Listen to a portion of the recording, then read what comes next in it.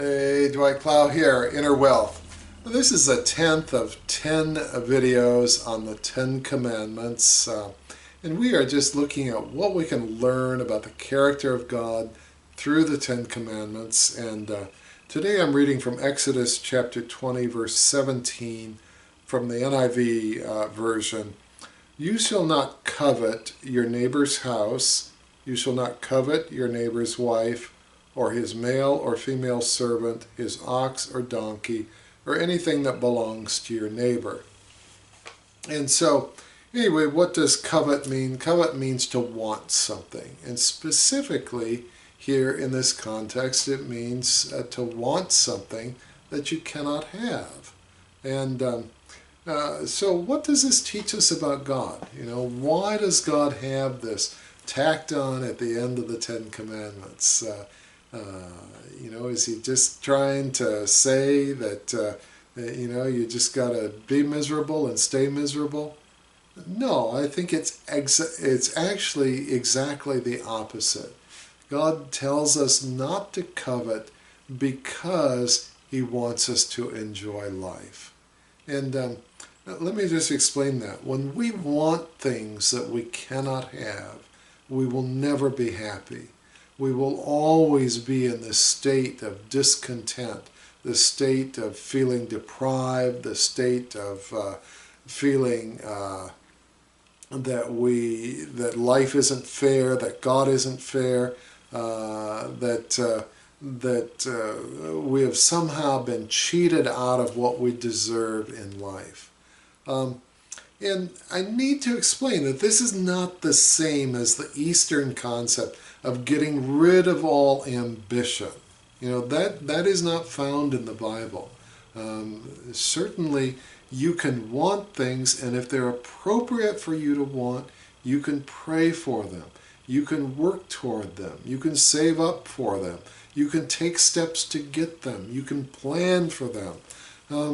So in that sense, ambition is not a wrong thing. Ambition takes us forward in life, and God wants us to go for things that we want, that are appropriate for us to have. But some things are not appropriate for us to have, and it's not appropriate for us to take things that belong to someone else and appropriate them for ourselves. As long as we desire to do that, we are all messed up inside, and when we take steps to get that desire, in other words, to take those things from other people, then we mess up their lives as well. And so God is saying, no, wait, take a step back. Remember the 23rd Psalm, the Lord is my shepherd, I shall not be in want. In other words, if I have Jesus, I have what I need. And I can be content and happy and grateful having what I need. And God knows my needs. He knows them even before I ask. Although I can and do ask and will ask, and God wants us to ask for our needs, and he wants to supply them. God is not stingy, not at all. God is a generous God, and he wants to enrich our lives with many good things. Now, does that mean that God wants everybody to have a Cadillac? No, not necessarily. He may want you to have a Cadillac. He may want you to have something very different.